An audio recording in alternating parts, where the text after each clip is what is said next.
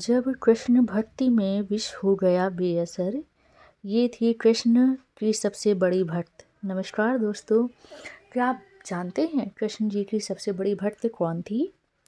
आइए जानते हैं श्री कृष्ण की अनन्य भक्त मीराबाई की कहानी। जी हाँ दोस्तों, आज हम बात करते हैं मीराबाई के बारे में।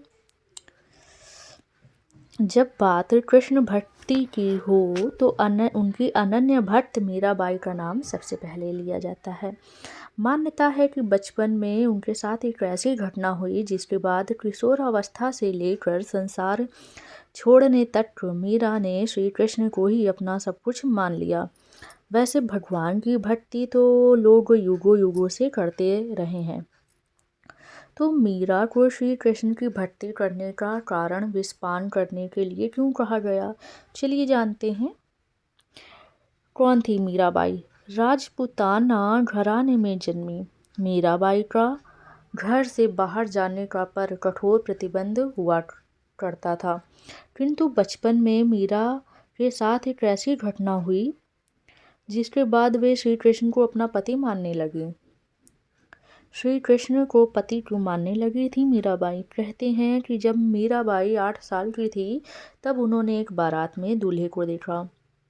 इस पर वे अपनी माँ से पूछने लगी, माँ, मेरा दूल्हा कौन है?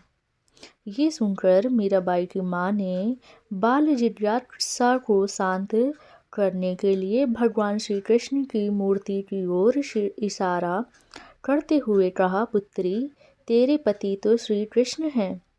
इस घटना के बाद से ही मीराबाई श्री कृष्ण को अपना पति मानकर उनकी भक्ति में लीन हो गई। वे प्रतिदिन श्री कृष्ण की मूर्ति को नहलाती, नए वस्त्र पहनाती, उन्हें भोग लगाती, गीत गाती और नृत्य करती थी। वहीं कुछ मान्यताएं ये भी कहती हैं कि मीरा ने बाल्यकाल में भगवान श्री कृष्ण की प्रतिमा से ही विवाह किया था और वे हमेशा उन्हें अपना पति मानती रही हैं। मीराबाई का विवाह किससे हुआ था? मीराबाई का विवाह महाराणा सांगा के पुत्र भोजराज से हुआ था, जो आगे चलकर महाराणा कुंभा के नाम से जाने गए। कहा जाता है कि विवाह के पहले दिन ही मीरा ने अपने पति से कह दिया कि उनके पति केवल श्री कृष्ण हैं। हालांकि उस समय महाराणा ने मीरा की इस बात को परिहास में माना, लेकिन धीरे धीरे श्री कृष्ण के प्रति मीरा की भक्ति देखकर उन्हें भी विश्वास हो गया कि मीरा श्री कृष्ण की दीवानी है। मीरा विवाह के पश्चात भी श्री कृष्ण की भक्ति में लीन रहती थी। वे मंदिर जाकर कृष्ण की मूर्ति के समक्ष नृत्य करती और भगवान के सामने भजन गाती थी, जिसे देखकर रतन सिंह के कुटुंब के लोग क्रोधित होने लगे। मीरा को क्यों पीना पड़ा विष का प्याला? कुछ समय बाद एक युद्ध के दौरान मीरा के पति भोजराज की मृत्यु हो गई। पति की मृत्यु के बाद जब उस समय की प्रथा के अनुसार जब मीरा को सती होने के लिए कहा गया तो वे बोली, मेरे पति गिरधर गोपाल हैं। अतः पति की मृत्यु के बाद भी मीरा पहले की तरह मंदिर जाकर भजन व नृत्य करती थी।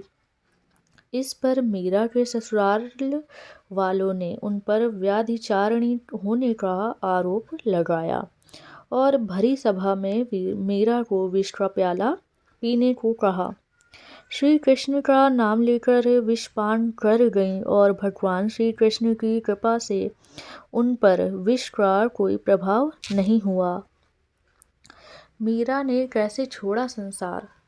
मान्यताओं के अनुसार ससुराल वालों की यातनाएं सहन करते करते मीरा एक दिन महल छोड़कर वृंदावन चली गई। इधर मीरा के महल से चले जाने के बाद में राज्य में उपद्रव होने लगे। विद्वानों ने कहा कि यदि मीरा वापस महल लौट आएंगी तो सब कुछ सामान्य हो जाएगा। मीरा की खोज के लिए सैनिक भेजे गए। उन्होंने मीरा को साथ लौटने की विनती की, लेकिन मीरा वापस महल आने के लिए तैयार ना हुई। इस पर सैनिक कहने लगे कि यदि आप हमारे साथ नहीं लौटेंगी तो हम भी वापस नहीं लौटेंगे। सैनिकों की बात सुनकर मीरा ने कहा, यदि मैं तुम्हारे आने से पहले ही संसार छोड़ गई होती तब क्या तुम खाली हाथ वापस लौट जाते? ये सुनकर सैनिक कहने लगे, आपके संसार छोड़ने के पश्चात तो हमारे पास कोई मार्ग नहीं बचता, अतः तब तो लौटना ही था। इतना सुनते ही मीरा एक तारा उठा लिया और श्री कृष्ण की स्तुति करने लगी। मीरा की आंखों से प्रेम के आंसू बहने लगे और उसी समय वे भगवान श्री कृष्ण की मूर्ति में समा गई। तो ये थी मीरा के विष पीने से जुड़े प्रसंग की जानकारी। आशा करते हैं कि आपको यह जानकारी पसंद आई होगी। अगर वीडियो आपको अच्छा लगा हो तो प्लीज़ लाइक और शेयर कर दीजिए। ऐसी ही अन्य जानकारी के लिए आप हमसे जुड़े रहें। अगर आप वीडियो पर नए हैं तो हमारे